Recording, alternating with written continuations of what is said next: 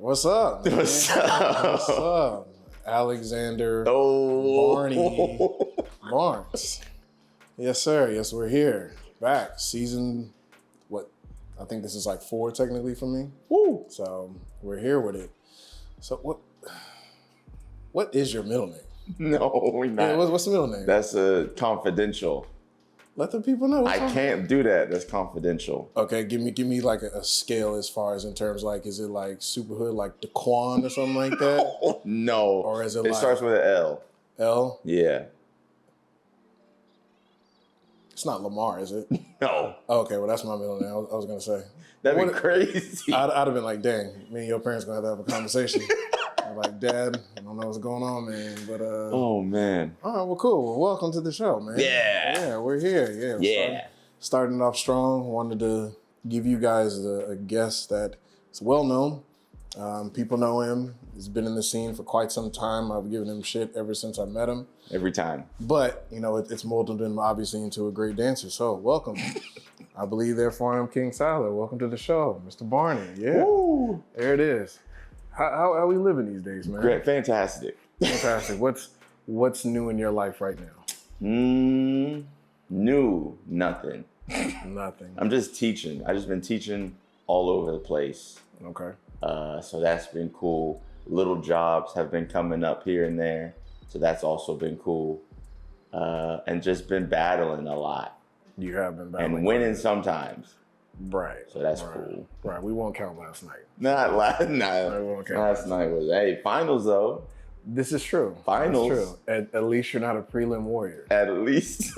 Man, because I feel bad for some of the people out there that's all they can do. That's all they're ever going to do. But, you know, hopefully some people make that switch and they get out of that their own way. I'm not going to lie. I think it's because it's Dallas that they're prelim warriors or they're prelim prisoners. Explain that because I have a thought in regards to that because I've heard that a lot. Because I've battled elsewhere, right? Mm-hmm. Not like a whole bunch of places, but every time, and it might be Texas, but like specifically Dallas, because like it's hard battling here. Really? Yes. Like looking at it from like a wide view, it can be hard battling here because there's so many good people. Really? That are like higher level. Like if everybody that was high level showed up to battle at a Dallas event, there's a good chance a lot of people are not making it past prelims because there's so many good people. Like if everybody pulled up, not just like a battle where like a few people show up. Like if everybody that we think is good in Dallas showed up, that's filling out a top 16, easy. So question. How do you scale Dallas as far, because it's probably been about like maybe 4 or 5 years since I've kind of circled the nation in terms of, well, I guess getting right to it. I guess like I can just across the board as far as like freestyling or maybe like, I guess if you can give a perspective as far as the difference between what we're seeing maybe traditional, excuse me, or open style. Like how are we scaling as far as it? Because like I feel like traditional, with respect, I don't think we're very high on the totem pole. No. But as far as in terms of open style, how would you look at it? Open style for sure. We got it.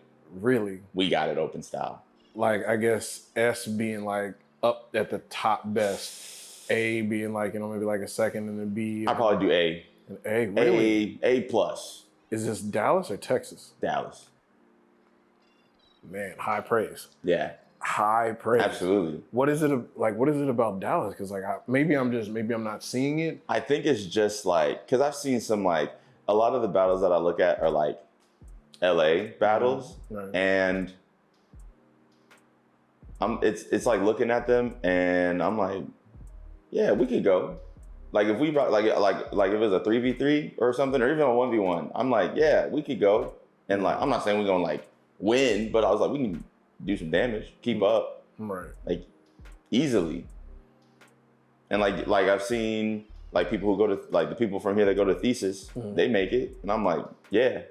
And like Thesis is one of the highest battles in the States, so I'm like, and then like our top people are making it, and then go out to LA doing well. Going to I think somebody they was in Chicago now. I don't know how they're doing or how they did or if anything happened. I don't know. But I mean, I definitely see like Goosey's trailblazing. I'm going to assume that they're doing well up there. So it's like, you know, the people who are traveling, the people who are doing well, they're going places and they're making it at least into the bracket. Right. With brackets that are like at least 100 people signing up into a top 16 or top 32 or whatever. So I'm like, that's crazy. Yeah. I don't think I could. I've got no qualms necessarily in terms of like competing as far as like open stalls, but just like the idea of like entering a competition with like over 100 people is just crazy. Like I don't even. Yeah, that just seems overwhelming to me, in my personal opinion. It is. So like, what would be? I guess since we are specifically talking about Dallas, what states or maybe cities would you put above Dallas? Doesn't have to be everybody, but like at least give me like at least maybe 3 to 5 for sure. I could put LA above Dallas just because I feel like they're just seeing like knowing people out there. I think their training is more consistent. Okay. And then also more style based instead of open style based. Okay. So like they can stay in a respective style, but they can also do like open style if they needed to. Right. Which we have more open style than one style. I feel like all we have is open style right now. We've got a couple sprinkles of people who could stay in A style and do well. Okay. Yeah, LA. I don't know much about like New York. That's what I was gonna say. Would that be a reach? Because I feel like they have a really big melting pot of like genres of dance out there. So yeah. Okay. What about I hear a lot about Baltimore or maybe like DMV or something like that. See, I don't know much about them other than like urban artistry. Gotcha. Understood. Okay. What about, because the only one place I've been to Florida for sure. I know they have deep roots as far as like the breaking scene, and they do have a lot of poppers. What about Chicago? I have not been out to Chicago. I don't know if I'd put them above. Okay. Maybe like same level. Okay. Because they are fire out there.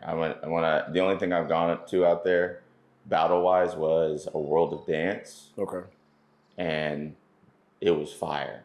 Gotcha. Like, it wasn't like the World of Dance now, where it's just like whoever shows up and enters. It was like the whole scene shows up. Right.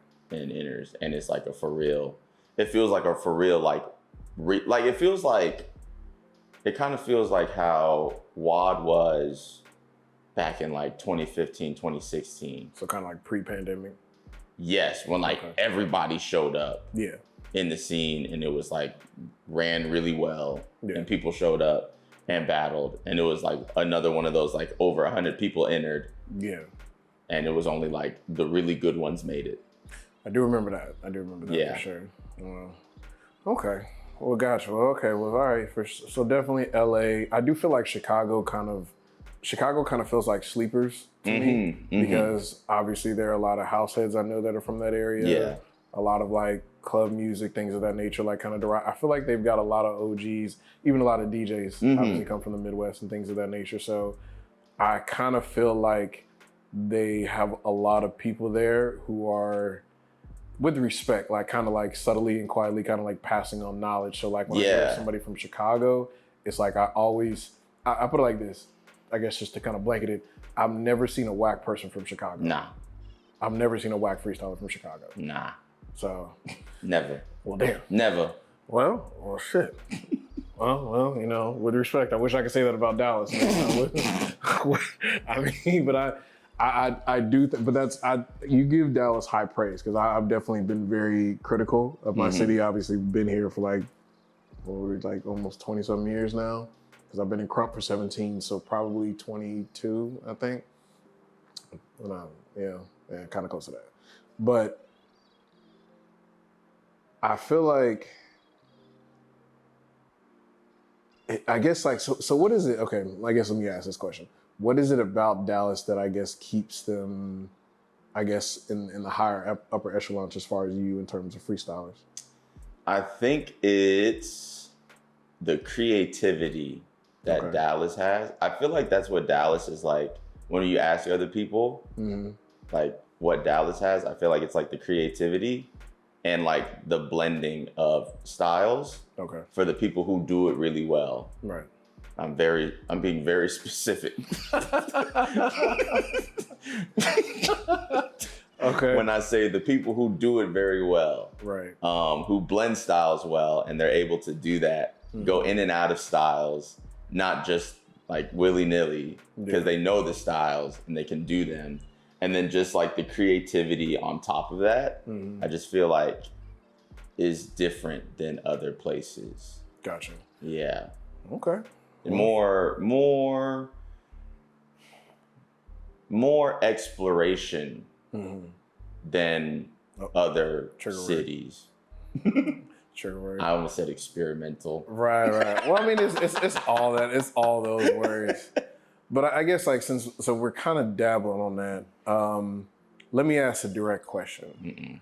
What, as far as, because you are 26? 28. Ooh, almost 30. Yeah, let's go. Yeah. I'm about to start watching y'all. Y'all finna start be stretching before jams and shit. Let's go. Okay, so what is it? Because obviously I just recently shot a video called Why So Bitter. Yeah. So, and as far as the approach to the scene, why is it, I guess, in your opinion? Well, first let me ask this. How do you categorize yourself as a dancer? Like, what do you call it? Are you fantastic? No. Right. The GOAT. No. Right. Those are my pronouns. The GOAT. Fantastic. Nah. I always claim animation. I'm an animation dancer first. Okay. But I also have like always done hip hop. But I don't want to say this, but it's gonna feel weird. I've more recently like dove into hip hop as like a style more, because I'd always like hit a little Dougie and whatever, but it was never like diving into like what hip hop is until like the past couple of years. Okay. So I don't know. Definitely animation dancer. Okay. And then can do hip hop and other styles within hip hop and popping. So what's the? That's fine. I mean, those are good answers. Yeah. So I guess like there was a point in time to where I guess for me, I'm 37, so a whole generation ahead. But what has become, I guess, the point of frustration with maybe your generation of dancers with as far as labeling themselves as freestylers? Because I understand the conversation is as far as like we are, since the pandemic, and obviously dancers, in my personal opinion, we kept social media alive because of the dances and stuff like that. Like if it wasn't for us doing the little Kiki challenge or whatever the case may be, all these songs coming up, things us hopping out the car, driving, almost getting arrested, for reckless endangerment. If it wasn't for us doing that, like the pandemic would have been bad. Yeah. Or pretty dull, I'll say, for lack of better words. And I understand like us putting much more respect. We're not just labeled as dancers, because I feel like that's just kind of like a very broad term, but we are artists. And then when people ask like, okay, well, you can't just call yourself an artist, because then they're gonna be like, or are you a singer? Are you a musician? Are you a painter? Things of that nature. But then obviously it comes down to, well, I'm a freestyler, because obviously when we do get into maybe hip hop or house or crump, jugging, whatever the case, that particular genre, those particular genres of dance require an abundant amount of adaptation and freestyling. Yeah. So, and as far as like how you said, like I do see people now, they are much more leaning towards labeling themselves like, yes, I'm an artist, but I'm a movement artist, or I'm an experimentalist, and whatever the case may be. Like, what has become, I guess, like the downside with this generation as far as not wanting them to call themselves freestylers? I don't know. I think it's like the not wanting to fit in a box, not wanting to be put in a box and wanting to be their own thing. Because I don't care. I'm like, yeah, I'm a dancer. Right. I'm also like a choreographer. I'm also like, I can say all these other things, but I'm like, I dance. Right. So like for me, it's just like I dance. I don't have to be a creative director, movement artist, extraordinaire. Like I don't. That creative director title's kind of got some zap to it a little bit though. Like, oh, what do you do? I'm a creative director. Okay. Like, oh, wow. Sounds prolific. Put it on the resume. right. Put it in the Insta bio. Right, but no, right. I think it's like trying to create a path that doesn't feel like, oh, I'm just a dancer or I'm just a freestyler. Right. Because then like everybody's doing that. So like, what are you doing? Yeah. That's different. And then you just make these terms and you fit into that. Okay. Yeah. Because I guess I thought like the conversation would essentially, because I'll give it to him, because even before I was like, oh, like, you know, people ask like, well, what do you do? Like, I'm a freestyler. Mm-hmm. They're like, oh, freestyle dancer. Yeah. And it's like, well, also put yourself on the same level, because obviously we know like dancers are paid the least out of like any artist as far as musicians, Mm-hmm. you know, singers and things of that nature. But when it comes to like that, I understand like the momentum or the push for like, hey, we're artists too. Yeah. You know, but then after that, it's kind of like, oh, yeah, I'm a freestyler. Okay. Essentially like, well, what is that? Well, my foundation is in popping, or it's in animation, or it's in house, or et cetera, so on and so forth, versus if we have to like, oh, I'm a creative mover, or I'm an experimentalist, or I'm an exploration dancer. It's kind of like, what is that exactly? Yeah, because I get it. I do get it, because it's like if I say I'm an animation dancer, but then I'm like, I can also do hip hop, and I can also like, that's a lot to explain. Yeah. Other than just being like, I'm a creative mover. Right. Being like, okay. But then I still have to explain what that means either way. Yeah, because even like as far, because I had this conversation, like me and my father used to go back and forth. He's like, oh, you're a breakdancer. Dad, it's not breakdancer. That's something that the media came up with and stuff. It's like even saying like, I'm a popping dancer, it's kind of in the name. Like I don't need to say popping dancer. Like maybe I'm a crumper. You know that you're dancing. Or I'm in ballet, or ballet dancer. Like, you know, it just feels like it's unnecessary. Yeah. Like it's kind of getting a little redundant now. Yeah, I'm a dancer. Well, what is that? What do you mean? You're a dancer. I'm a dancer's dancers. Like they dance, but I dance within the dance. I dance within the dance, on top of the dance. Right. Above the dance. Right. I'm in the dance. Like I just now I'm having to split hairs, and I feel like that in a way can kind of be divisive, as far as in terms of like, if you get some random person on the street, you know, who maybe doesn't know, or maybe if you hop on the news or in your interview, or even like here now, like I mean, you start explaining that, it feels just unnecessary. Yeah. Like you are literally trying to split yourself from everywhere else. Yeah. Which was even the further the conversation, because I was like, well, if you're doing other genres of dance, how does that work? Like, oh, I'm an exploration dancer, but you're doing hip hop. You're doing crump. So we're just not gonna acknowledge that? Nope. Well, there it is. I think when people are like I think this is a problem in Dallas, maybe. Overall, definitely Dallas. People will see others who know different styles and can go, talked about this, I said this earlier, who can weave in and out of styles really well, because they know each style. Yeah. So like, I'll bring up like Canvas. Canvas can pop. Canvas can wave. Canvas can break. Canvas can juke. He could do all these things, and he weaves in and out of them like effortlessly. People will see that and be like, oh, I want to do that. But they just see him mixing styles, but they don't see the ability of him to be able to do each style on its own.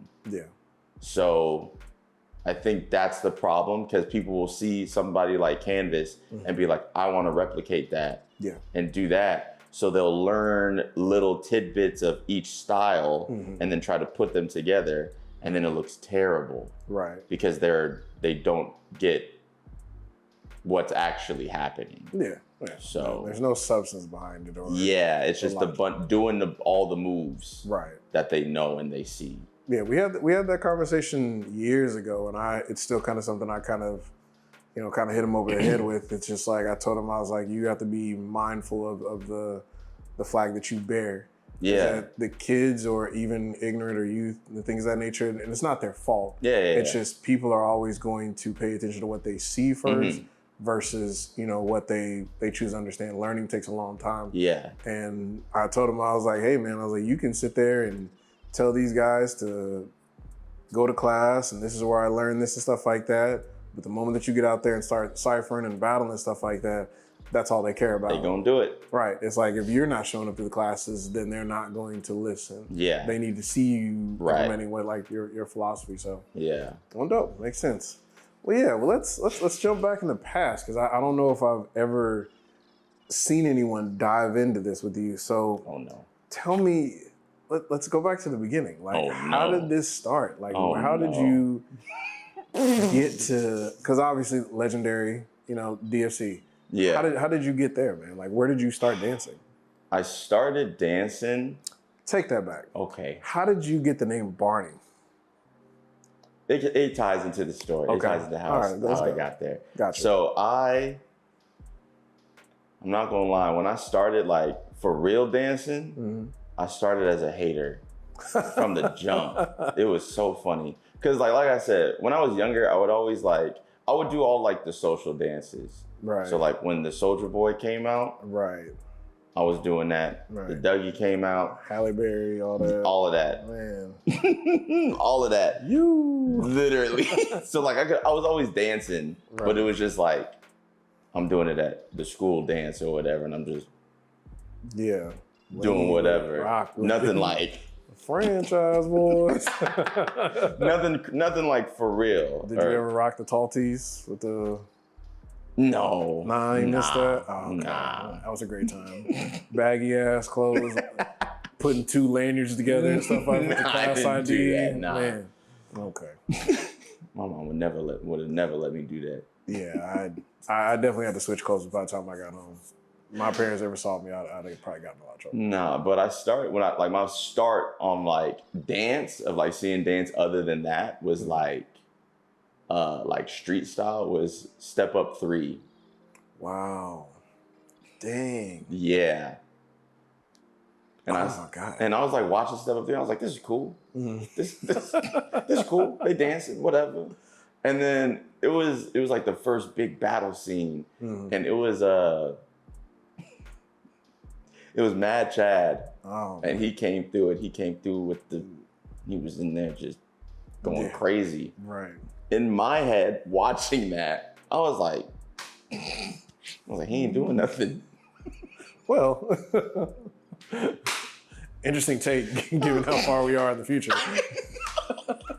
I was like, man, he ain't doing nothing. He probably, look, at the time, he probably getting paid millions to go on here and just do nothing. Right. Just a bunch of whatever. And then he hit the famous isolation. I was like, all right, bro. Okay. I was like, I could do that. Right. And I literally got up and went to my bathroom mirror and was in there like, man. I was like, oh, this ain't moving. I was like, this ain't moving at all. And then, just set yourself up. Man, I can do that. Dang, it's a lot heavier. This is crazy. Oh my God. And then I think it was actually the end of the movie. Jay Smooth, he was in there. He did like a whole like finger tut thing. And I was like, see, he should have been in the movie. Gotcha, yeah. And then I like looked them up and then I was like, oh, this is sick. And then I think it was around that time that like Dragon House was really getting really big. Yeah. And then like, I think it was like Glitch went on, So You Think You Can Dance? Yep. And I was like, whoa. And I looked them up. And then like, that was kind of like my intro into like street dance. Okay. And that was when it was dubstep dancing. Man, God, I'm so that was that era. That was that era.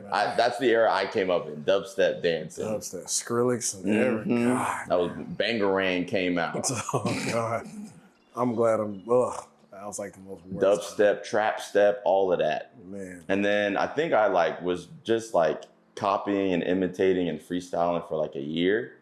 And then that's when I started, I'm about to out myself crazy. I started posting like YouTube videos just of me just whatever. and then I was... Is it still up now? What's the tag, bro? Nah, what's that? Because we need to see this, bro.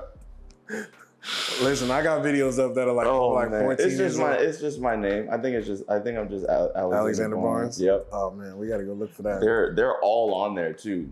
Oh, man. All of them. I think maybe one of them got taken off because of like copyright, but gotcha. Yeesh. But then I think I started posting them, and then like I was in school, I was like in high school, and I got a random text, and they were like, "Hey, I saw your dance video. I think you should join this dance team." And I was like, "How did you get my number?" Wow. And I had like never really done choreography. I think I had taken like maybe one workshop at that time, so I wasn't like super into choreo.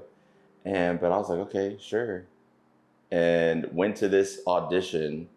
A guy named Jordan Johnson, and yeah, joined the team with my friends, and then we were in the circle, like introducing ourselves to the team. And they're like, go around, say everybody's name. I was like, hey, I'm Alexander. Da da da da. And then my friend was like, call him Barney. I was like, don't do that. Don't do that. Just a random lob. And it stuck. Like that's how it got. Man, no. Well, that's hilarious. But the irony of that is that's very street. That's very original. Yeah. Because they say that you're never actually supposed to give yourself your own dance name. Yeah, it was never me. It was never mine. Yeah, no. It was literally a joke. And then it just kind of followed me everywhere. Oh, because I would go somewhere and they'd be like, "Oh yeah, Barney," and I'm like, "Man, I'm around new people and I'm only know them. Oh yeah, that's Barney." I'm like, "Yo, chill." Yeah. Well, that's good because I thought you was finna hit me with a "Hi kids, it's Barney" or something. No. Burst through the door like the Kool-Aid Man or something. Hey. Oh yeah. Well, that's good. Okay. That's not a bad one. And it was funny because like it was so funny like accepting that name and then like adopting it because I was like, okay, I'll just be. So like, how long did it take like for you to just accept the name? Like, all right, it's forever now. They just kept calling me that on the team, so I was just like, all right. So it's like a year in, or it's like a couple months. Couple months. I was like, all right. Damn. And then I would start like, yeah, I go by Barney. They're like, is that your real name? And I'm like, no. Because that's a real name. Certainly some people out there. I be telling people that to this day. I told somebody that yesterday, like no, it was like last week, and I was teaching, and this mom dropped her kid off. She was like, "What's your name?" I was like, "Barney." She was like, "She's like, is that the mom? Is that the name your mother gave you?" I was like, "No." She said, "What's your real name?" She was like, "What's your government name?" I was like, "Alexander." And then after class, she was like, "We're gonna have to talk. Where'd Barney come from?" I was like, "My last name's Barnes." She was like, all right. I thought it was gonna be random. I was like, "Yeah." Yeah, because it's like that has a different, I guess, like it just nostalgia, but at the same time also kind of alarming. Just like at the same time, because like people of my age are like maybe like under 45, maybe 50, they're kind of like Barney, like that. Purple big purple. Yeah, I don't know about that one, brother. Even my kids sometimes they'll be like, "I love you." I'm like, "Oh, you funny." Right. I'm like, you are her. How do you know this? Yeah, back in the line. I'm like, you are 8 years old. How do you know this? Well, I don't know if it's still running, but like they definitely held on to that for a while. So like, how do you know this? That's funny, man. Oh, goodness gracious. Yeah, well, that's definitely good because I'm pretty sure if you definitely, introduce yourself to like my parents or like maybe siblings or something like that, and they'd be like, "Huh? What? What? Yeah, you're a little tall to be a Barney." It was so funny whenever I really started like with the name, because then I'd be like, "Yeah, my name's Barney." Da da da. Like I'd go teach at a studio, and then they'd write me a check, and it would say Barney on there, and I'm like, "Dang." I was like, "I got something to tell y'all." Right. This ain't my real name. Right. I was like, I thought y'all knew. The amount of times I've had to return a check and be like, "Can't do this. Right. Can't cash this." Man, that's why you always got Alexander Barney Barnes. That's why you always put the quotations there so people know. I make sure people know. That's part of the reason why I was kind of like, yeah, I'm not finna give y'all like any type of like name, because when I first started, like I made the mistake. I thought my name was gonna be Phenom. And I was like, that's a little on the nose. You know, I feel like I gotta like get on the ground and start like doing some weird ass animal stuff like that. I don't think that matches me. We're just gonna go with Sylar. That seems like a really good name. People can rock with that, but that is an amazing story. Yeah. So how did you find your way to DFC? It was through that team that I joined. Okay. Because the guy Jordan had ties with, before it was DFC, Illustrative. Illustrative, yeah. And because whenever I went to DFC, the Illustrative sign was still up. There, yeah. And it was like the Dallas room, the LA room, like all that stuff was obviously still there. Right. But he used to have ties there.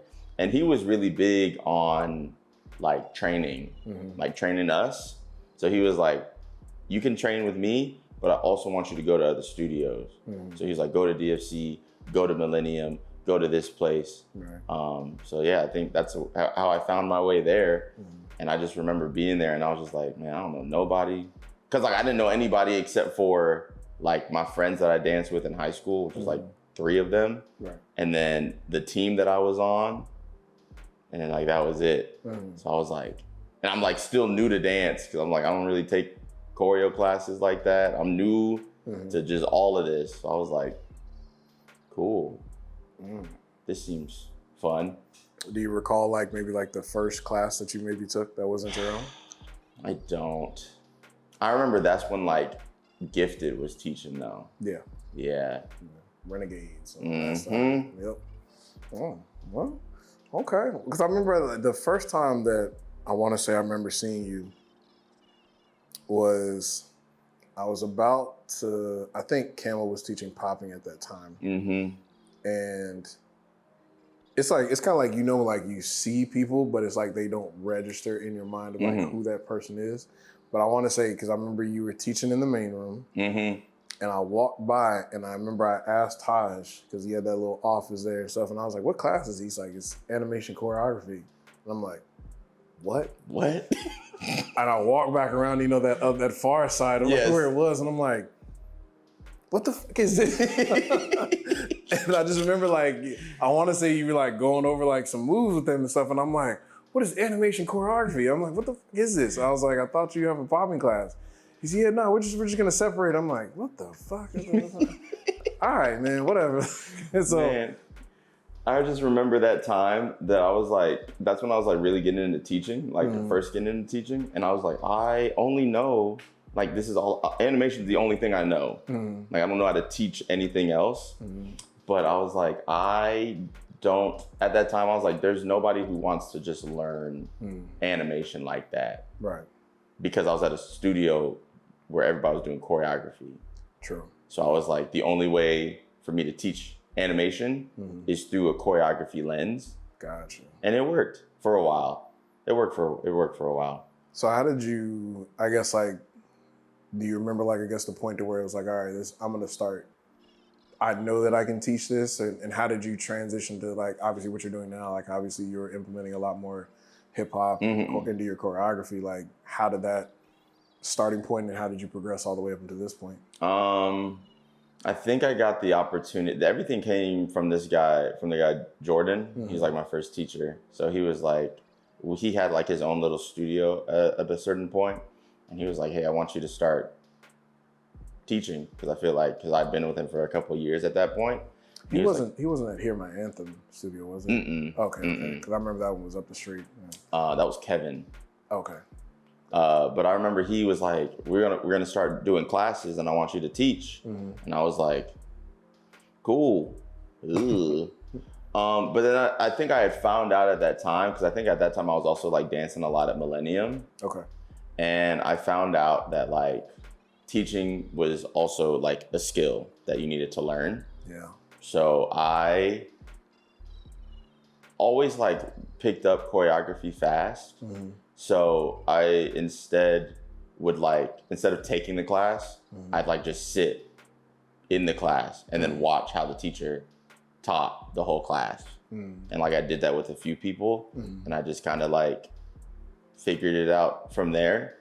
Any skills that you picked up from any particular teachers? Like that maybe they did something distinctive that you carry? I think it was just like the flow of class, like trying to figure out like how to teach the step so that the people understand it, and then like doing it with music, and then like what's the flow of how long, because like class is like an hour long, right? And you obviously want to have time for like warm up, but then you also want to have time for like for them to dance and do groups at the end. So it's like that in between part of like teaching it, having them understand it, having them do reps, and then like repeating that until it's time to do groups. Right. I think that was like the biggest thing of being able, and then like also understanding like people are like visual learners, and then like I want to say like mental learners, where it's like some people have to see it in order to do it, and then some people have to understand it to be able to do it. So then I think it was like trying to figure out how to do both. Gotcha. So that no matter what, I think that was the biggest thing, was like trying to figure out how everybody, no matter what your background is or anything, like how everybody can understand what I'm teaching. Gotcha. And like trying to figure that out. Yeah, I think that's always just been my biggest struggle. Like, I don't know what it's called, and I know it's kind of a weird thing to have, but like my biggest issue with, well, I did choreography like my first couple of years all the way up through college, but as soon as I hit like my 20s, it was pretty much I'm out the gate. Like it's hard for me to get into a classroom with some choreographers and watch them intentionally ignore certain parts of music. Yeah. Or like watch them teach particular parts of genres of dance that I know, and it's like, that didn't make any sense. Right. It's like, that's tough for me. Yes. And I guess like, so was it ever a point to where it was like, I guess, did you reach that hurdle? Because I've heard of that from other teachers. It's like some people that I knew that started in choreography, they just started in choreography, but then when they got to a point to where they started, even hypothetically exploring like hip hop and stuff like that, they realized how flawed they were. Absolutely. Okay. Absolutely. Right. I remember my first hip hop class, like teaching hip hop choreography. Yeesh. Really? It was not. It was like, if I had to look at that class and label it, it would be commercial dance. Right. Not hip hop. But I think like urban choreography. God, I hate when I see that. Urban choreography. Man. But yeah, I think, because I got that is actually at the Hear My Anthem studio. Word. The guy was like, because I got to teach an animation class, because like that's what I was teaching. Right. And then he was like, do you also want to teach a hip hop class? And I was like, no. I was like, no. I need the bread. I need this money, but also I have no idea what I'm doing. Hit him with the Will Smith. Thank you. Yeah. Yeah. So that was my first like dive into like exploring not animation choreography, and I'd been doing hip hop choreography. So I'm like, okay, I could try to figure something out. Right. And I think it was just like, I think with teaching and choreographing and stuff, I think it's just like trial and error. Gotcha. It's always that, like even now, like it's just trial and error of like trying to figure out what works, what doesn't work with like specific classes, specific people, and just always figuring it out. So I think that was the beginning of it. And I don't think without that opportunity, I would like be teaching what I am today. Gotcha. So it was just like, I feel like every opportunity like for teaching that started me out, it was like, here, this is yours, take it. And I'm like, sink or swim. Yes. Yeah. So I'm like, oh no. Okay, thanks. Have you always kind of found yourself like in, there always has to be one person who kind of, as far as like each maybe class or generation of things of that nature, that kind of just somebody's got to step through this door here just to kind of figure it out. Have you always kind of found yourself doing that kind of like for your peers or group and stuff like that? You kind of chart the territory first, see how it works, and then kind of pass it, on? Yeah, I think so. Because I think of like a lot of people that I've kind of like put on into like just opportunities of like teaching, I guess. Yeah. Like one person is Andy Yu. Yeah. His first class was a collab with me. Okay. Because we collabed on a piece. And then I was like, hey, do you want to come like teach this with me? And then like from there, he just started taking off. Yeah. and I'd be like, I would go teach somewhere, and then like I need a sub, so I'm like, hey, Andy can sub, Gotcha. and then he'd take my job. He's prettier than you. That's what it is. And he can sing. I don't know if he you would know, he would take my job, and then I'm like, cool, I'll just go somewhere else. Right. And then I'm like, oh, you need I need to get a sub. Hey, Andy, you want to come over here? Right. And then he'd take that job, and I'm like, all right, man. I see what we're doing here, man. cool, Start man. keeping you. Cool, man. And it was never him. It was never him taking it, but it was just like the season would end, and then like they wouldn't ask me to come back. But then I saw Andy was teaching. I'm like, that's fine. Mm-hmm. I'm like, hey, that's cool. Yeah. And I've done that for like other people too. And then like even just like, I don't know, giving advice to people that ask, they're like, oh, how much should I charge? And I'm like, I don't know. I'm figuring this out too. Right. And they're like, should I charge this much? I'm like, absolutely not. You need to go higher because I'm going higher. Yeah. So, I remember you told me that one time. Yeah. I was just like, you're like, what are you charging? Oh man, I'm charging. I'm like, oh my God. Maybe I should like bring it up. In this economy, bump that up. Real talk. There's no question about that. Yeah. Well, but that's good. I mean, because I kind of even that whole mentality about the bridging the gap is that some people build it and hold the bridge up. Some people walk it. Yeah. So you probably just the person who was kind of building it. So yeah. Well. Unintentionally though. Like I'm just like I always think this. I'm just a guy that likes dance. So it feels really weird whenever I don't say it feels really weird, but I do feel some type of way whenever like opportunities come my way or people are asking me for like advice. I'm like, I'm just a guy. That's like I literally feel that I'm just a guy that likes to dance. That's a good mentality. And I'm like, I'm able to teach. I'm able to teach like choreography and freestyle, and I'm able to battle and do choreography and do well and join teams and run teams. But I'm just like, and like have experience like teaching everywhere. But I'm just like, I'm just doing it.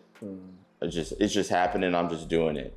So how did you transition to teaching the teams? Like, I guess like, I feel like that's a pretty big responsibility when you go from like, oh, I'm just teaching every Tuesdays and Fridays versus I'm about to teach, in some of your cases, like I'm about to teach these 15 or 12-year-olds, like to be on the stage in front of like 400 people, and there's 20 of y'all and one of me. Yeah. Like, how did you get to that? And how does that compare to, the weekly classes? I think my first time doing a team was at DFC with Inc. And that was with the first iteration of that team was me, Cam, Andy, Vicky, and Kiana. And we ran that team wonderfully. And I think it worked really well because Vicky was already running it beforehand. And then we came on, so it was like she made it very easy of being like, this is how kind of things are run. And I had team experience before with being on teams, and I had a really good like coach and teacher. So it set a really good example of like, this is what a team should be, and this is what the expectations are, and this is how you get better. So I think I learned from that and took from that, and then kind of tried to apply that to Inc. Gotcha. When I was there. I wasn't there a lot because that's when I joined DCRB. Oh, gotcha. Which also taught me a lot because all the teams that I had been on, they were just like, I don't want to say like, they were for fun, like extracurricular teams. They were still serious, but like it was just like, you're paying to be on this team, or my parents were paying for me to be on this team. Right. And it was just fun. And like we won and took everything serious and it was great. But then like joining DCRB, it was like, this is a job. Yeah. You have to be professional. Yeah. You have to show up knowing your stuff. Was that? Or else. So how did that, because I want to say like once, I don't know what it was, but on the corner of Elm and Packard, the only reason why I know because the press box grill is right there. And I guess right across the next door, kind of catty corner, I saw I want to say it was maybe it either has to be like the Dallas Mavericks cheerleaders or the Cowboys, but they're up there practicing and you could see them from the street. Oh, I think it's the Mavs. Okay. If it's down there, it's the Mavs. Yeah. Okay. So like, do y'all have like set, I guess walking into that, like, did y'all have days where y'all like, all right, we're gonna practice, learn pieces this day? Or was it just kind of like, hey, you gotta walk in, here's the piece. If you get it, you get it. You don't, you don't. During that time when I first joined, it was, you had the audition process where you learned a couple pieces, and then they had the training camp. The training camp is where we learned a lot. Like we learned like 10 pieces in like 3 weeks. Dang. With practicing like 3 times a week. So that was a lot. So like we learned a nice big chunk of pieces then. And then for the first, I feel like month, we were like, after making the team, we were still like learning pieces. Man, it was a lot. Like it actually just came up on my phone, like my memories like a couple of weeks ago. And I was scrolling through them. I was like, golly. It was so funny because like we didn't do half of them dances. So that was the funniest part. We learned all them dances, didn't do half of them. But like we would, like choreographer would come in and like teach us something, or we just like learn a dance and then like just have to do it. And it was never like, if you get it, you get it. If you don't, you don't. It was like, get it. Like you are required to know this choreography. Like if you don't get it, you better practice at home, come back tomorrow and have it perfect. You ever find yourself doing that? You gotta go home and work on it? Man. It was just because it was a different style of like, because it wasn't necessarily like hip hop per se.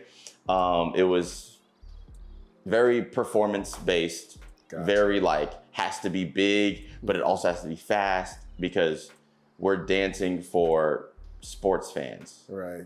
So it can't be the, whatever. It has to be fast and catching you immediately. Spirit fingers. Yes. Pretty much. Yeah, I saw that. Like I went to Mountain View one time. We had this teacher who was quote unquote teaching hip hop, but it didn't dawn on me until like the end of, because it was starting in the fall semester, and then it didn't dawn on me until like spring, and I'm kind of like, yo, like we just learned like 3 pieces from like Kylie Minogue. It's supposed to be hip hop. Yeah. And it's just like, why are we doing this? Like we're doing jazz hands. Like, isn't this jazz? Yep. Like, yeah, it's like, what, how is this supposed to work? And it's just like, and obviously it just very stereotypical who the teacher was. And it was just like, yeah, you don't know anything about hip hop. So that kind of caught me off guard. But, so let me ask this, because I've heard this before, and I wanted to kind of get your take to see if you can kind of put them in order. The 4 most toughest things that I've heard in terms of choreography, I guess you can prioritize them in terms of difficulty for me. Formations, music, theme, or costumes. What would be like in the order in which like are most difficult? Because I've heard a variety of ones. For me? Yeah. Theme. No. Music, theme, formation. For me, theme is hard. Theme is hard. Theme is hard for me personally. Okay. Because I suck at thinking of themes. Okay. I'm having to think of themes like right now, and I'm like, for the teams that I'm doing, I'm like, we're just gonna go up there and dance, guys. Okay. So like theme is hard for me. I think music, formation, or costumes. Costumes also hard for me. Okay. Because I'm just like, let's just go up there and wear something. Everybody put on Vans, blue jeans, black shirt. I'm like, we gonna wear some pants. We're gonna put a shirt on, right, and some shoes, right, and then go up there and kill it. Okay. So like trying to think specific. Like I think I have to turn in something tomorrow. Damn. For a costume, and I'm like, man, I'm finna drive home. Just be on autopilot. I'm like, wear a shirt. Could be blue. Could be red. Could be. It's gonna be black. Black pants too. Black shoes. Boom. Done. There it is. But like, for it to be something nice, and then music. I think music can be hard. No, it can be hard if you like. Once I get a theme, if I'm able to think of a theme, music is easy. Okay. Because then it's like, oh, I know exactly what type of songs or like what I need to be looking for. Okay. If I don't have a theme, it can be hard because then I'm just like, something. Because like I remember this. Whenever I did my hype showcase last year. Last year. I don't know. Whenever I did my hype showcase, the theme was picked out because each hype is like a theme for the show, and it was remixed. Okay. So I was like, oh my God. I was like, oh, boom. I already have songs in mind. And it was like some like SoundCloud remixes of like popular songs. So I was like, easy, boom, boom, boom, boom, boom. So like the theme was there for me, so that was easy. Music came instantaneously. Then it just became, okay, which one of these like 5 songs am I gonna pick to make it 3 songs? Gotcha. And then costume, I was like, it wouldn't, like whatever we wore on stage was never my idea. I think it was Courtney's idea. She was like, what if we all wear your shirts? And I was like, that's pretty funny. I was like, that sounds great. That sounds fantastic. I love that I have so many shirts and everybody could wear one. And then formations, easy. I was like, go there, go there, go there, go there. Boom. Easy. Oh, I think formations for me, like as long as I'm able to think about it, they're pretty easy. Gotcha. Yeah. I've heard that from some people that they'll usually, if they can get the song first, then the theme will go naturally to it. Because it's like you can't like have, everybody dressed up as, I don't know, looking like teen pop stars or whatever the case may be, and the song you're dancing to is Thriller. Right. That doesn't make any sense. Right. So okay. Yeah. It depends. I think the theme and the music are interchangeable. Yeah. Because it's like sometimes there is no theme and then we're just like dancing. And then it's like now we just got to pick the songs to where it fits like the vibe of whatever it is. And then sometimes it's like if you think of a theme, then the music comes more easily with that. But then sometimes it's thinking of the theme and it's like, how are we going to make that work on stage? How are we going to make that look cool and not cheesy in like a bad way? Because like there's cheesy, but like if you sell it, it's fine. But like sometimes it's just cheesy. Gotcha. Okay. Yeah. So transitioning into competition freestyling. So how did you really start pivoting to that? Because obviously you have a very large background as far as in choreography. I would definitely say, hell, at least from what I've seen, definitely out of Texas, you're probably one of the more balanced like dancers I've seen who've been able to kind of tread like both lines and kind of jump between both worlds constantly. How did your transition into freestyling begin? Like really, obviously, like in these last like 3 to 4 years, like you've been picking up a lot of momentum. So I think I just started like diving more into like freestyle and like street style classes, and started just like learning foundation, and then just figuring out how that fits into my dance. While still trying to stay as true to whatever style I'm learning as possible. And I think like we talked about, there's always been open styles here. Like since I started dancing, it was always open styles. I actually think my very first battle, it was a popping battle. And I didn't know how to pop. All I knew how to do was, like I knew how to pop, but I didn't know. I was like, literally the action of popping was all I knew how to do. So I was gonna get these real quick. These angles. That's all I knew how to do. But I think I just started taking more classes, and just like putting myself more into like what street styles is, and like what is happening like in the scene. Like how do you actually pop? How do you actually do hip hop? How do you crump? Like all these different styles. How do you juke? How do you do light feet? Whenever like these class opportunities like came, I would always try to like be there or at least like learn. Cause I remember like Mr. YouTube came, taught a light feet class and I missed it cause I was in rehearsal. But I had Andy, he was like, he took notes from me. And then he sent me a video of him explaining the notes and then showing me the moves, so that I at least like have the knowledge from the class.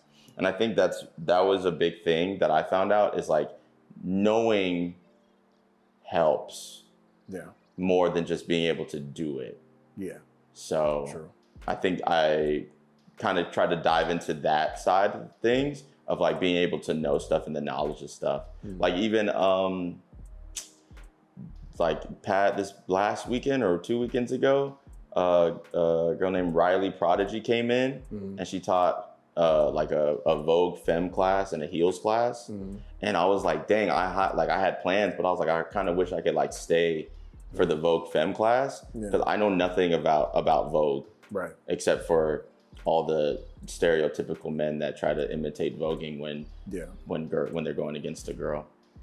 Yeah, and they usually get burned for it. Absolutely, so just the dumbest shit it never works. It never does ever. But I was like, I wish I could stay because I'm not gonna take the class, but at least just to like sit in and be like, get the knowledge and be like, oh, because I never knew. Like even Lachey came and taught a whacking class one time, and I like sat in for a little bit, and I was like, I have a question.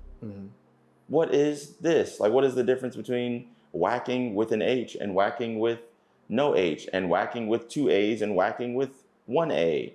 And she was able to tell me, and I was like, cool. But I think that's where I started like diving in more, is like taking more foundational classes, learning more about stuff, and then like just going to battles whenever I could. Because I think that's the thing that I enjoy the most about dance is battles. Like I'm super battle head. Like I get mad if I miss a battle and I could have gone. I'm like, dang. Like there was one, it was a Battlegrounds. I don't know which one it was. I think it was like a house one. Like it was just house music. Oh yeah, I was there for that one. And it was packed. And I think I was like, man, I'm tired. I just got done teaching. I was like, I'm not gonna go. And like everybody was there. It was decent. Everybody. The one that's like happened like in the last like 2-3 months? I think so. Yeah, because I was there for that I think so. And I wasn't there and like everybody was there. And I was like, it wasn't, everybody really wasn't. There was one where the room was packed. And it was like, I think there was somebody touring. So like some of my friends some of my choreo friends were also there. Okay. And I was like, dang, everybody went to this one. Because if Stefina, saying her name? Yeah. If she won it? Yeah. I think so. Yeah, I was there. No, it wasn't packed like that. Like I would say as far, and maybe not say it like that, but like I would say majority of like my peers, the generation, like a lot of them weren't there. Yeah. Like they were not there. Yeah. So I mean, don't get me wrong, like there was a bigger crowd than I would say there's probably about like, in all honesty, maybe there's probably about like 30, 40 people that was in there for that one. So, and you know, the camera always makes it look you know. I was mad because I was like, dang, it looked like it was a good time. And I could have been there. Enjoyed it. So I'd be getting mad. But yeah, I think battles are like, I just started diving into battles a bunch. Now I know what you're talking about because somebody shot a video. There was a moment where Tress put on like some Afro beats and then like everybody kind of like bombarded like, yes. Like, and Tissu was in the middle of it. Yeah, that was definitely there. I'm just watching, I was like, man.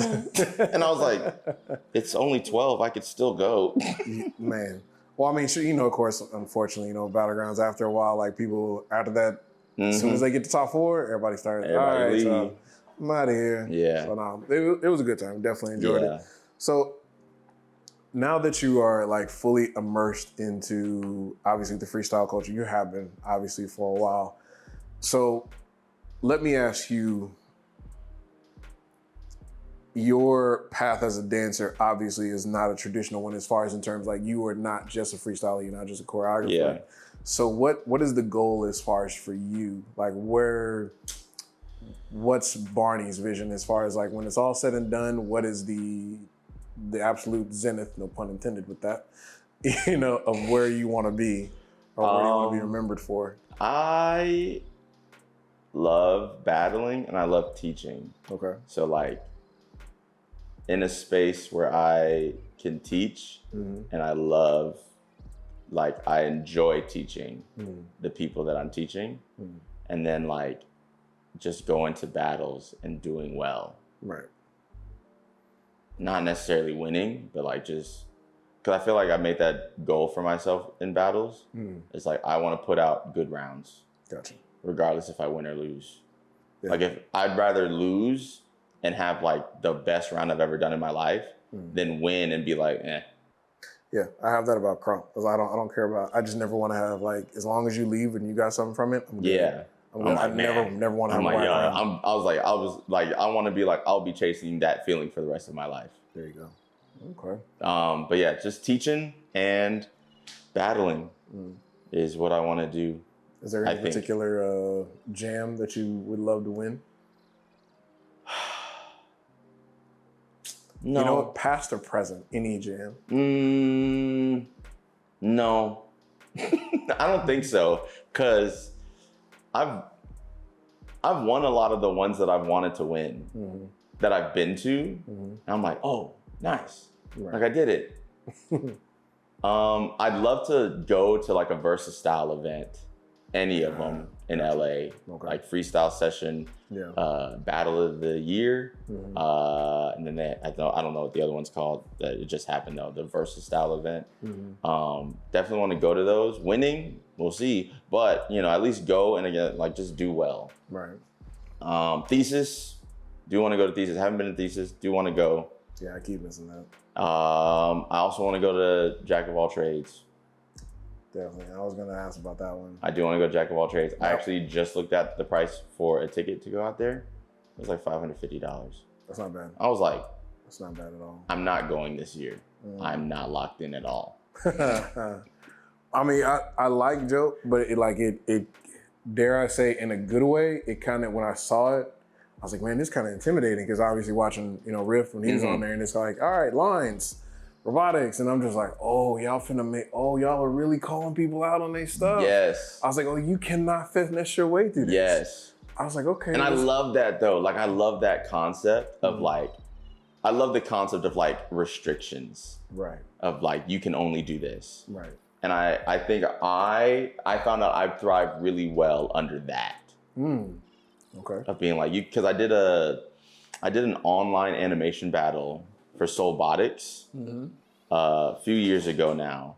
And it was kind of like that, where it was like everything was animation based, but like every round was like top 16 round was dime stops and like hard dimes and whatever. And then the next round was like ticking and vibrating and da da da da. And this round was like heavy character based.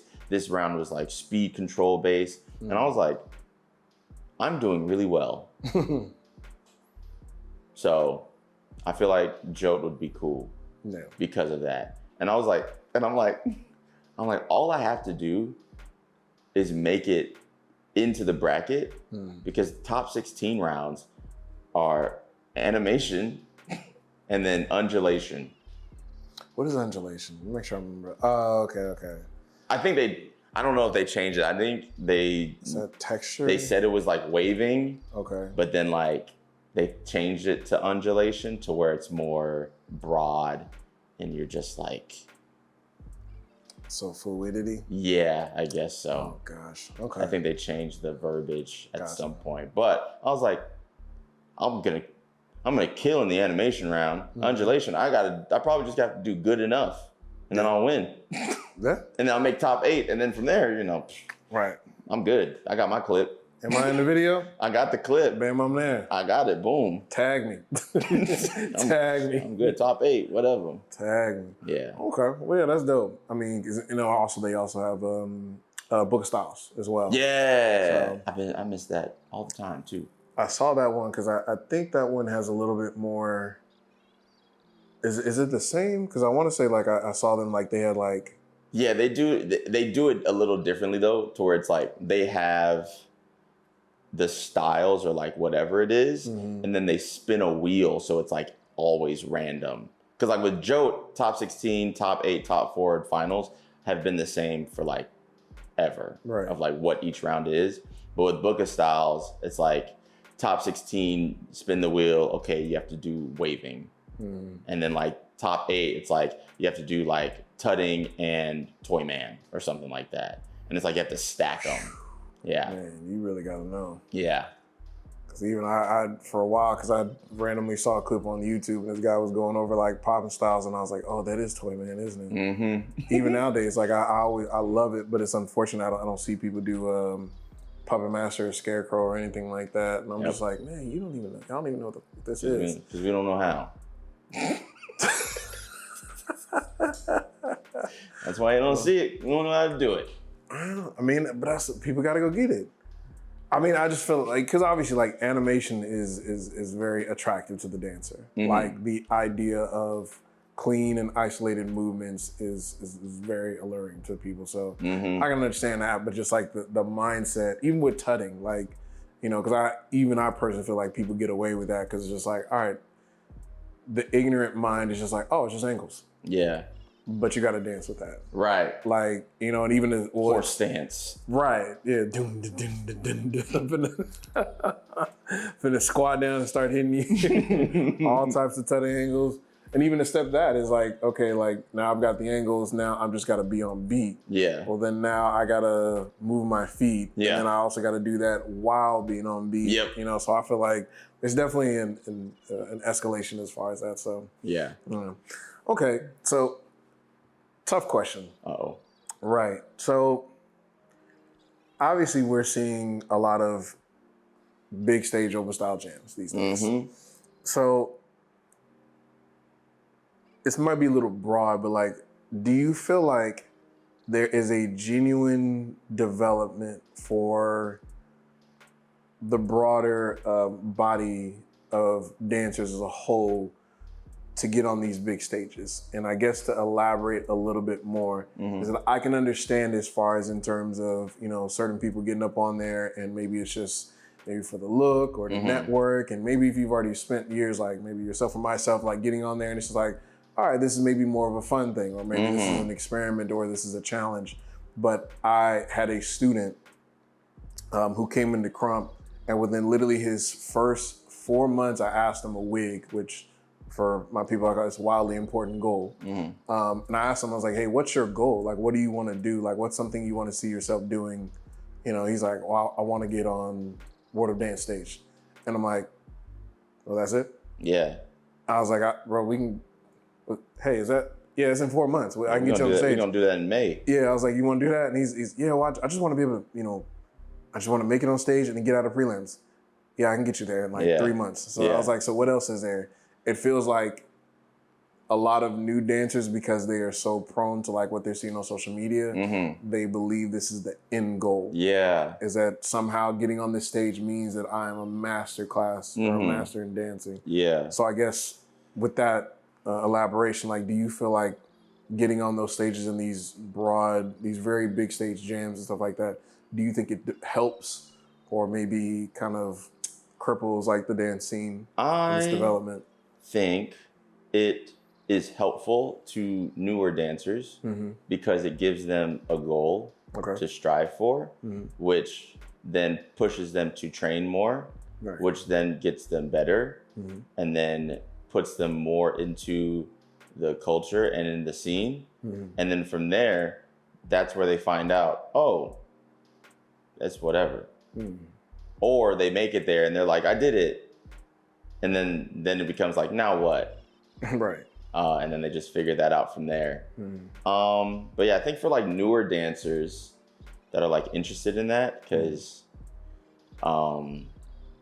even like choreography team that I did, like one time there was like some of their people's dream was to just go to World of Dance, not even be on stage, just to go. Right. And then we ended up showcasing, and I was like, and like hearing that, I'm like, oh, I've been on that stage, like I've danced on that stage like 5 times. Like, right. It's whatever. Yeah. Like, but I was like, it's so cool that you are wanting to be there and you're going there and seeing how like hard you're training. Right. And it's like, oh, I want to, like, even for like newer dancers that are like, oh, I just want to make it past prelims. I'm like, okay. So then you're training to make it past prelims, and then you make it past prelims, and then it's like, what do you do? Oh no. Right. Oh no. Right. I'm here. Now what? I accomplished the goal. Yes. But I still got to keep going. Right. It's like, so I think, I think it's helpful for like newer dancers because it gives them that goal. Yeah. And then it by association, it just like puts you into the scene, and then you're just going. Gotcha. I will say Red Bull.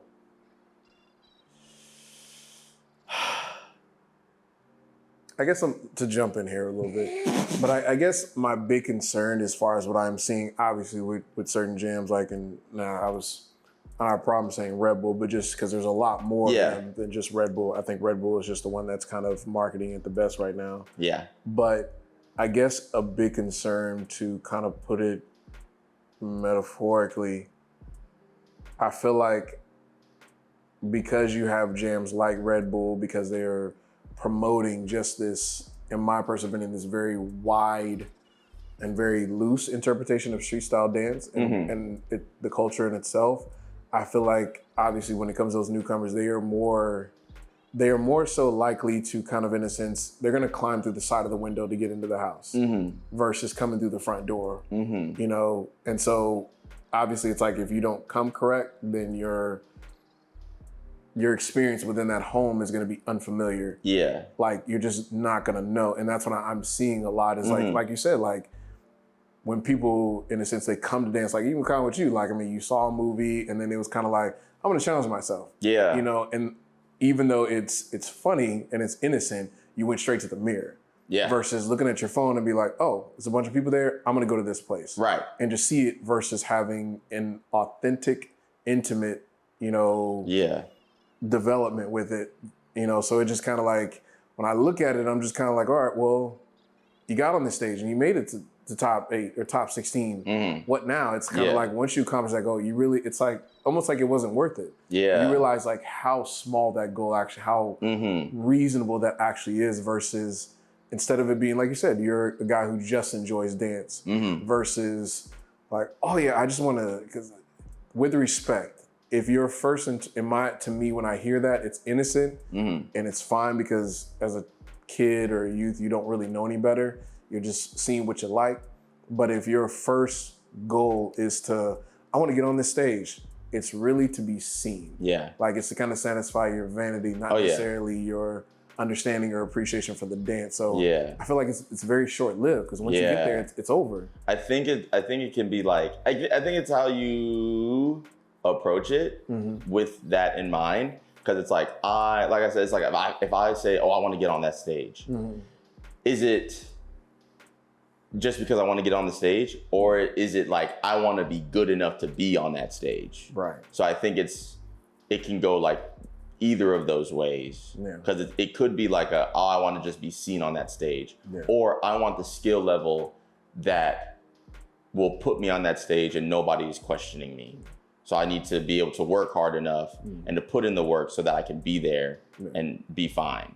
Yeah, even though it sounds arrogant, like I can much more relate to the really arrogant kid that's like, I want to win. Yeah. It's like, okay, you want to win? No, I want to win. I want to beat that guy. And it's like, all right, okay, so that means that you, in some part of your mind, you understand that this is going to take a lot of time, effort, energy, and knowledge versus somebody just saying, I want to get on this stage. Yeah. Well, why do you want to get on the stage? Oh, it's always been my dream to, it's like, well, why? What is it about this stage specifically? It's like, oh, it's such a big stage. And it's like, okay. Right.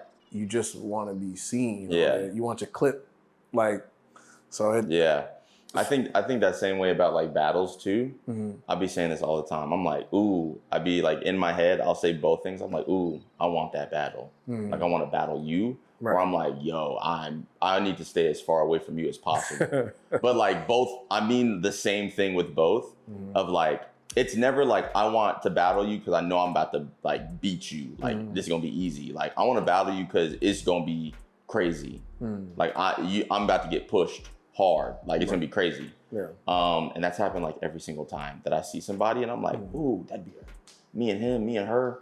That'd be crazy. In the back of my mind, I'm like, somebody knock him out immediately. I'll take anybody else other than that person. And then I end up battling them. And I'm like, that's how I think I know it's worth it. Yeah. And I think, unfortunately, that's kind of what with respect, I think that's kind of stunted my interest with competing in Dallas so much, is that when I get in certain jams, like, it's kind of like, if you and maybe 3 or 4 other people aren't in it, just kind of like, this is not worth it. Yeah. If I don't kind of get that spider sense of just kind of like, damn, I hope somebody beats this person so I don't have to deal with them, because it's like, I can't crump against this person, then I can't pop it, like I have to go through all these simulations in my mind. Those are usually times like, okay, I need to sign up for this. Yeah. But if I walk in there and I look and I'm just kind of like, Yeah. I can't do it.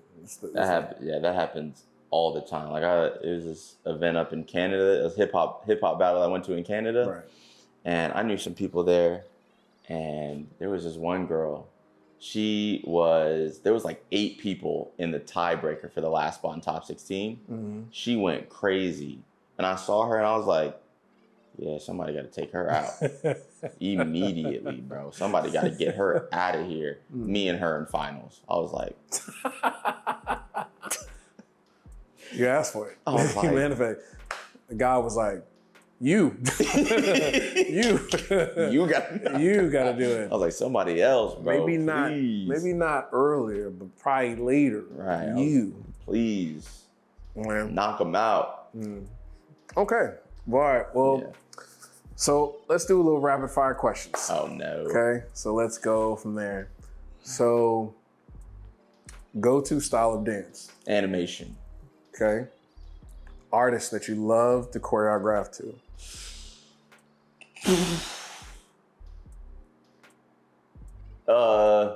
Future or 21 Savage? Okay, interesting. All right. Give me favorite place that you've battled at. Like city. Vancouver. Okay. One place that you haven't gone that you want to go to battle. LA, technically. LA. I've battled there before, but I don't count it. Okay. Past or present, regardless of time, what's one teacher, dance teacher, that you would have liked to learn from? One-on-one private. Taco. Poppin' nice. Taco. Okay. Yeah. Okay. Give me an artist that you would, past or present, of course, that you would have loved to have been a background dancer for. I'll make it that you would be solely responsible for creating a piece for, and you would also be a part of the piece, the choreography as a background dancer. Oh, that one's hard. I'll be nice. I'll give you 2.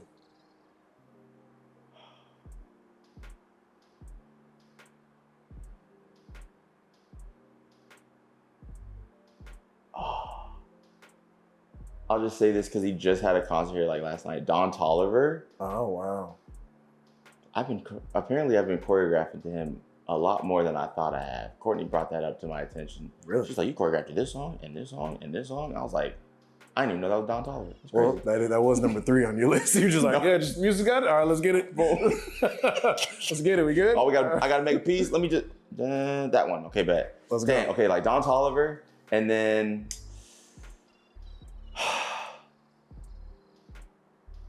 I don't know another one. I don't know if this counts because Troy Boy. Hey, doesn't matter. If it counts, it counts. That's who you want. That's who you want. That works. Troy Boy. Okay. Particular. Let me layer this one out because I got to be specific. Particular, not genre, but type of person to battle. Kid, a woman, a man, an OG. Not an OG. And I make that distinction for the people that are listening. I feel like kids have no fear. Absolutely. You're getting 100. Oh, absolutely. Every single time. Sometimes when you battle a woman, more than likely her quality of movement is going to be better than you. Absolutely. Like the subtlety and musicality is usually always there. Mm-hmm. And as far as obviously battling a man, it's just like maybe you might get a little physical, so on and so forth.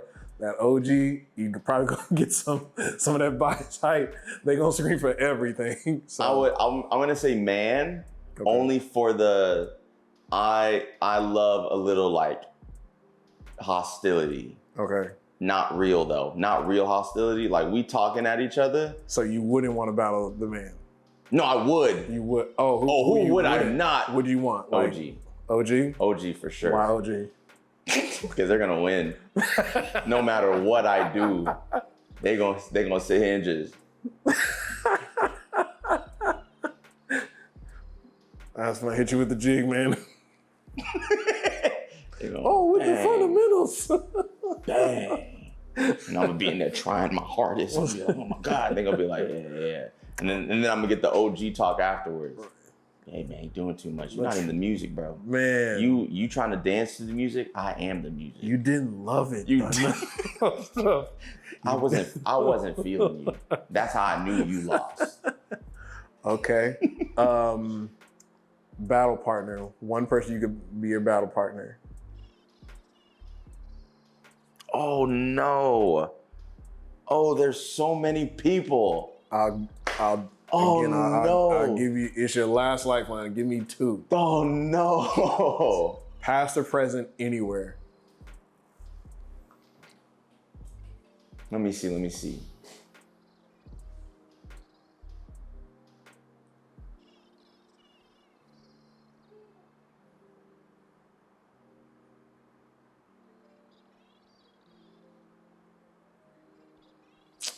Oh no.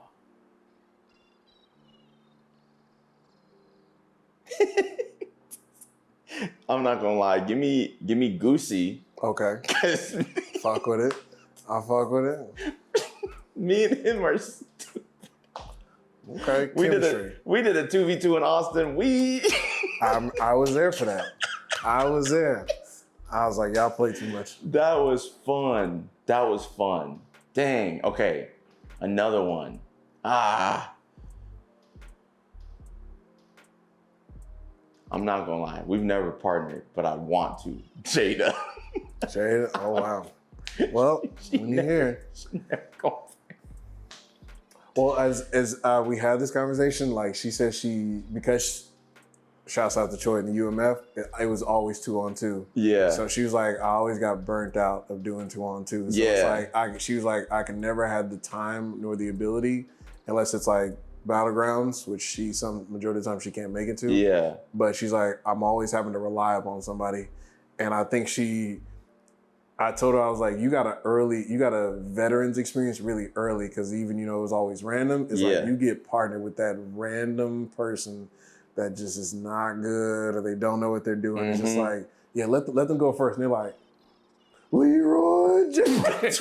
It just goes for it. It just, fuck it. I'm just like, get out here, let me show my stuff. That literally happened to me. It's my time. That literally happened to me. So it'd be like that. Okay, those are 2 good people. Yes. You're dead tired. Mm-hmm. You're on your last leg. Okay. This is kind of a 2-part question, 2 separate answers. What's one genre of music that you would not want to dance to? Okay. And what would be the style of a dancer that you would not want to battle? You're dead tired. So what song you do not want to dance to this if you're dead tired?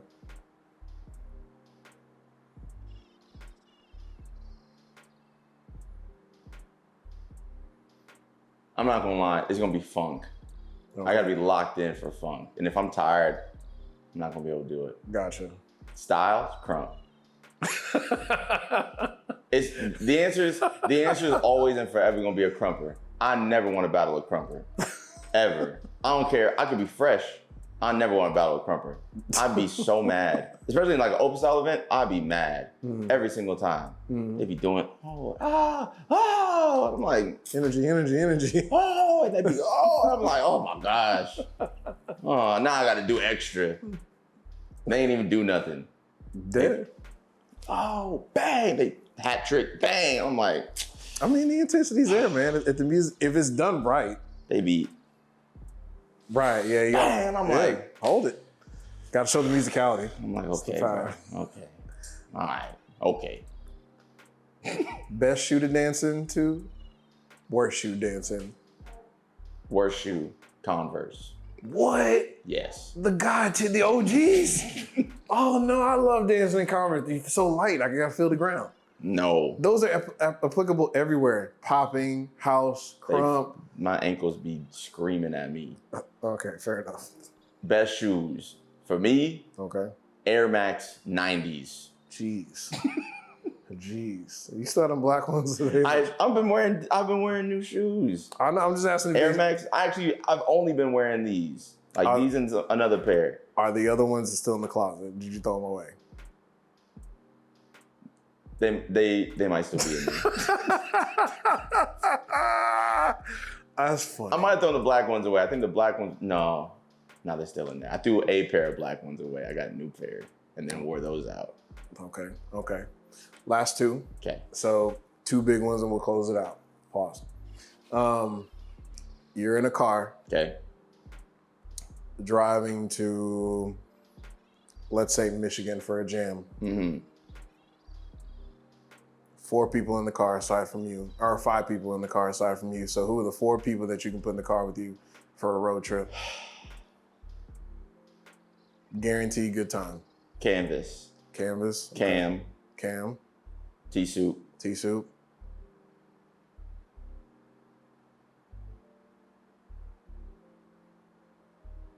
Julia. Damn, Courtney. Didn't even make it in the... Damn, Courtney. Damn. Oh my God. I'm so sorry, sweetheart. I'm so sorry. Oh, man. Oh. She's driving. Nah, bro. Nah. Oh, but that's a good squad. Okay.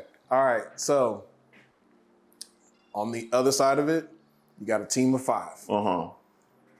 Team of 5. Past or present, I need 1 freestyler. Okay. Doesn't necessarily have to be rooted. Okay. So give me, aside from yourself, so I guess this will be a team of 6, give me 1 person that you would want that's just, I guess, just a raw freestyler, not necessarily tied to any genre of dance. Anybody? Give me Crown. David? Mm-hmm. Okay. Give me 1 crumper.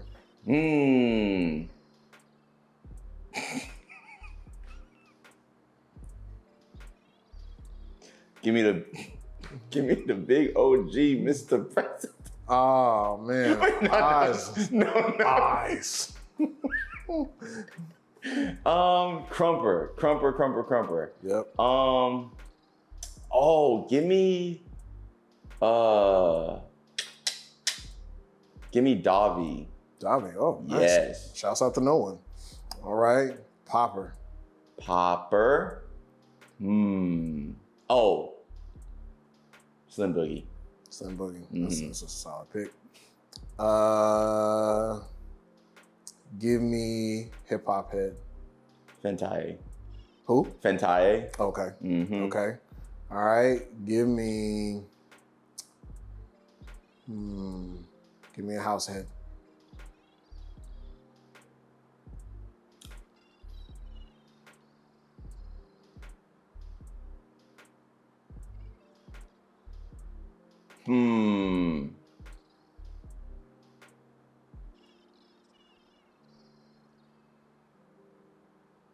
Give me